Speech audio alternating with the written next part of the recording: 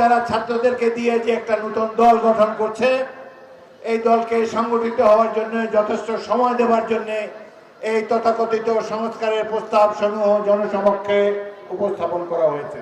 সংবিধান সংস্কার করার অধিকার আর কারো নাই নির্বাচিত প্রতিনিধি ছাড়া। এখন কিছু কিছু বুদ্ধিবীর জলে আগে সংস্কার পরে নির্বাচন, যেই সংস্কারে তারা কথা বলে, দুষ্ট লোকে বলে এই সংস্কারের প্রধান উদ্দেশ্য হলো নির্বাচনের জন্য সময় ক্ষেপণ, নির্বাচন পূর্ববর্তী সময়কে দীর্ঘায়িত করা, এবং তারা ছাত্রদেরকে দিয়ে যে একটা নতুন দল গঠন করছে, এই দলকে সংগঠিত হওয়ার জন্য যথেষ্ট সময় দেওয়ার জন্য এই তথাকথিত সংস্কারের প্রস্তাব সমূহ জনসমক্ষে উপস্থাপন করা হয়েছে। শেখ হাসিনা চলে গিয়েছে, শেখ হাসিনা পালিয়ে গিয়েছে, সংস্কারের অর্ধেক তো হয়ে গিয়েছে। বাকি যেসব সংস্কার নির্বাচনে করা প্রয়োজন সেগুলো 2-3 মাসের মধ্যেই করা যায়। আর যে সকল দীর্ঘমেয়াদী মধ্যমেয়াদী সংস্কারের কথা তারা বলছেন, এই সব সংস্কার করার প্রকৃত অধিকার রয়েছে নির্বাচিত গণপ্রতিনিধিদের।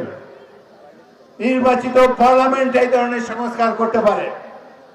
সংবিধান সংস্কার করার অধিকার আর কারো নাই নির্বাচিত প্রতিনিধি ছাড়া। কালার এক্সপার্ট, জর্জ স্যাপ এবং মাইল্ড অন হ্যান্ডস টেকনোলজি সমৃদ্ধ অরিক্স ক্রিস্টাল ওয়াশ আপনার লন্ড্রি এক্সপার্ট। সুতরাং বিএনপির পক্ষ থেকে আমরা দাবি চেয়েছি স্বল্পতম সময়ের মধ্যে নির্বাচন দিতে হবে।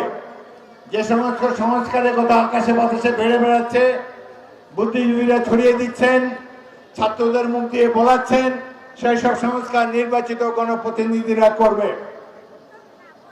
এই বর্তমান অন্তর্বর্তীকালীন সরকারের প্রধান দায়িত্ব হলো একটি সুষ্ঠু নিরপেক্ষ নির্বাচনের মাধ্যমে জনগণের কাছে রাষ্ট্র পরিচালনার দায়িত্ব হস্তান্তর করা।